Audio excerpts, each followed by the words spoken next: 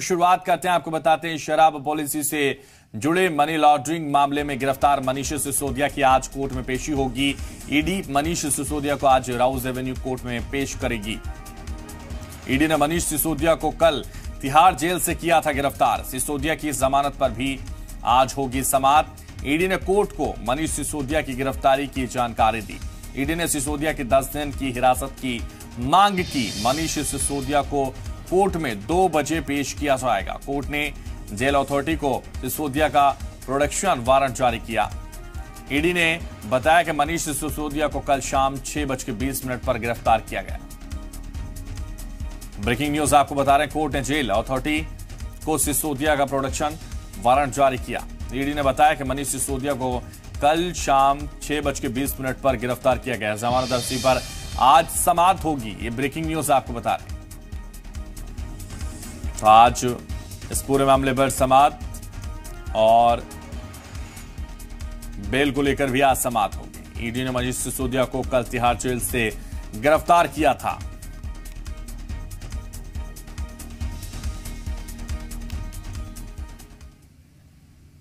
वहीं सिसोदिया की गिरफ्तारी पर बीजेपी और आम आदमी पार्टी दोनों एक दूसरे पर हमलावर हैं। गिरफ्तारी पर मनोज तिवारी ने कहा कि बदउनवानी की जड़ें गहरी हैं। संजय सिंह के मुताबिक सिसोदिया के खिलाफ कोई सबूत नहीं है।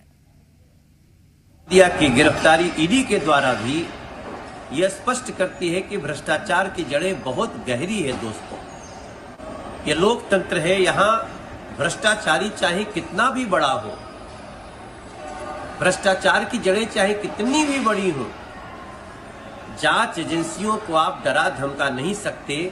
मनीष सिसोदिया के खिलाफ कोई सबूत नहीं है।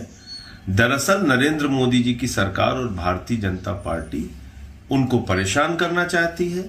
आम आदमी पार्टी और अरविंद केजरीवाल जी को बदनाम करना चाहती है और मनीष सिसोदिया को जेल में रखना उनका मकसद है। मनीष सिसोदिया का उत्पीड़न करना उनका मकसद है। और दिल्ली से हमारे रिपोर्टर राजू राज इस वक्त हमारे साथ लाइव जुड़ रहे हैं। राजू, जिस तरह से मनीष सिसोदिया के पूरे मामले को लेकर लगातार चर्चाएं हो रही हैं, सियासत एक तरफ हो रही है तो दूसरी तरफ आज जमानत पर अर्जी पर भी सुनवाई होगी कोर्ट में। आज वो पेश होंगे, कोर्ट में पेशी भी होगी। तो इस पूरे मामले पर आज हालांकि सुनवाई होनी है, लेकिन उससे पहले तमाम तरह के बयान। आम आदमी पार्टी का कहना है कि कोई सबूत नहीं है, जबकि बीजेपी लगातार कह रही कि एजेंसियां किसी के दबाव में नहीं है। क्या जानकारी इसको लेकर, क्या अपडेट आपके पास इस वक्त आपके पास? देखिए, बिल्कुल बता दूं कि 2 बजे के करीब मनीष सिसोदिया की जमानत पर सुनवाई होनी है उस मामले में जिस मामले में सीबीआई ने मनीष सिसोदिया को गिरफ्तारी की थी नई आबकारी नीति के तहत। और उनकी गिरफ्तारी के बाद उन्हें 7 दिनों तक पूछताछ की और उन्हें रिमांड पे भेज दिया गया था। इस दौरान चूंकि ईडी भी आबकारी नीति के तहत, पीएमएलए के तहत, मनी लॉन्ड्रिंग के तहत इस पूरे मामले की जांच कर रही थी और ईडी ने कोर्ट से परमिशन लेकर मनीष सिसोदिया से पूछताछ की। 2 दिनों तक दिल्ली के तिहाड़ जेल में ही मनीष सिसोदिया से पूछताछ की और कल 8 घंटे की पूछताछ के बाद मनीष सिसोदिया को ईडी ने गिरफ्तार कर लिया। आज सुबह ईडी की जो लीगल टीम है वो कोर्ट पहुंची और कोर्ट को बताया कि मनीष सिसोदिया को कल 6:15 पर गिरफ्तार किया गया।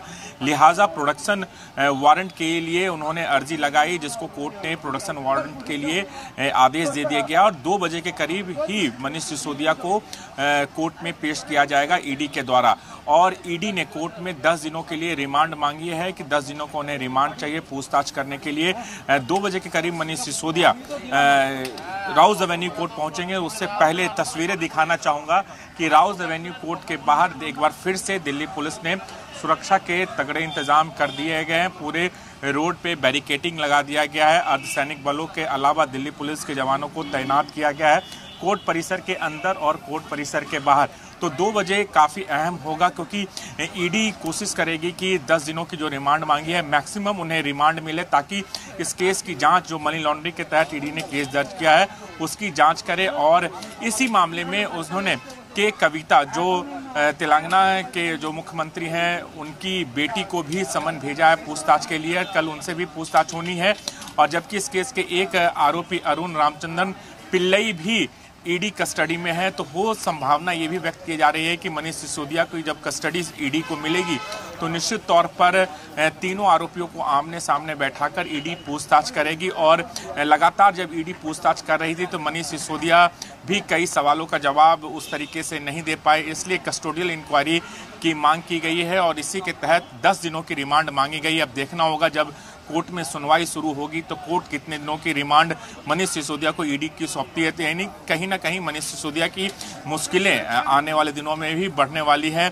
लेकिन जो जमानत याचिका लगी है वो सीबीआई मामले में, जो जिस केस में सीबीआई ने मनीष सिसोदिया को गिरफ्तार किया था, उस मामले में भी सुनवाई आज दिल्ली के राउज एवेन्यू कोर्ट के कोर्ट नंबर 512 एम नागपाल की कोर्ट में सुनवाई होनी है। तो काफी आज का दिन काफी महत्वपूर्ण है। मनीष सिसोदिया के केस में नई आबकारी पॉलिसी के तहत जिस तरीके से ईडी एक तरफ कार्रवाई कर रही है, दूसरी तरफ सीबीआई ने उन्हें गिरफ्तार किया, तो काफी मुश्किलों भरा हो सकता है। लेकिन दूसरी ओर आज भारतीय जनता पार्टी ने आम आदमी पार्टी के दफ्तर के बाहर एक धरना प्रोटेस्ट का आयोजन किया है और बिल्कुल अलग तरीके से आज इस प्रोटेस्ट को अंजाम दिया जा रहा है। बाकायदा एक लॉकअप बनाया गया है, मनीष सिसोदिया और सत्येंद्र जैन को दिखाया गया और तमाम जो भ्रष्टाचार के आरोप लगे आम आदमी पार्टी को, उसे दर्शाने की कोशिश की जा रही है। और इसी मामले को लेकर ये बताया गया है भारतीय जनता पार्टी की तरफ से मनीष अरविंद केजरीवाल इस पूरे जो घोटाला हुआ तथा कथित उसके सूत्रधार हैं, इसलिए अरविंद केजरीवाल को इस्तीफा देना चाहिए। यानी राजनीतिक गर्मागर्मी आज काफी है। वहीं आज पूरे देश भर की निगाहें राउज एवेन्यू कोर्ट पर होगी कि देखना होगा कि मनीष सिसोदिया की जो जमानत याचिका लगी है उस पर उन्हें जमानत मिलती है या नहीं, और ईडी की जो 10 दिनों की रिमांड है कि ईडी को कितने दिनों का रिमांड मिलता है मनीष सिसोदिया का। बिल्कुल, तो मनीष सिसोदिया को आज जमानत मिलेगी या फिर एक बार फिर से जेल मिलेगी, ये सब अहम होगा क्योंकि सबकी निगाहें वाकई राउज एवेन्यू पर होंगी। ये सही कहा राजू आपने, लेकिन जिस तरह से लगातार जमानत की अर्जी पर समाअत की ओर हमारी नजरें हैं, उसी तरह से क्योंकि रिमांड भी अब ईडी को दी जा सकती है, ये भी होगा। लेकिन अब ये जो खतरे के बादल हैं वो अभी टले नहीं है, बल्कि अब शुरू हुए हैं। एक तरफ जहां सीबीआई लगातार उनका पीछा कर रही है, तो अब ईडी भी साथ में। अब ऐसे में ये जो मुश्किलें हैं वो लगातार दिल्ली सरकार की भी और केजरीवाल सरकार के साथ साथ मनीष सिसोदिया की भी लगातार बढ़ती जा रही है, ऐसा लग रहा है राजू। देखिए, निश्चित तौर पर चूंकि ईडी ने नई आबकारी पॉलिसी के तहत मनीष सिसोदिया को अगर जोड़ लिया जाए तो अब तक कुल 12 लोगों को गिरफ्तार कर चुकी है और 11 आरोपी अभी भी जेल में है। किसी भी आरोपी को ईडी के मामले में जमानत नहीं मिली है और अभी ईडी ने रिमांड की मांग की है, 10 दिनों की रिमांड की मांग की और 10 दिनों के रिमांड के दौरान ईडी तमाम सवाल जवाब करेगी। जो मनी लॉन्ड्रिंग का मुकदमा दर्ज किया है पीएमएलए के तहत, उसके तहत पुलिस जो ट्रांजैक्शन हुआ है उस ट्रांजैक्शन की कड़ियों को जोड़ने की कोशिश करेगी। तो कहीं ना कहीं मनीष सिसोदिया की मुश्किलें बढ़ जाएगी। अगर मान लीजिए अगर संभावनाओं की बात करें तो चूंकि अगर सीबीआई वाले मामले में जो सीबीआई ने उन्हें गिरफ्तार किया, अगर उसमें जमानत मिल भी जाती है तो मनीष सिसोदिया को ईडी रिमांड में जाना होगा और ईडी रिमांड के दौरान फिर से देखना होगा कितने दिनों की रिमांड मिलती है या फर्दर आगे भी रिमांड मांगी जाएगी। इन तमाम बातों को लेकर अभी वक्त है, लेकिन आज ये तो तय है कि अगर ईडी को रिमांड मिलती है तो मनीष सिसोदिया ईडी के रिमांड में जाएंगे और तमाम दूसरे आरोपी जो इस केस से जुड़े हुए हैं उन्हें आमने सामने बैठाकर ईडी बिल्कुल। तो अब निगाहें सीधे राउज एवेन्यू पर होंगी राजू, और यही देखना होगा कि कोर्ट इसमें क्या रुख अपनाता है। लेकिन पल पल के अपडेट आपसे लेते रहेंगे। फिलहाल बहुत शुक्रिया तमाम जानकारी हम तक पहुंचाने के लिए।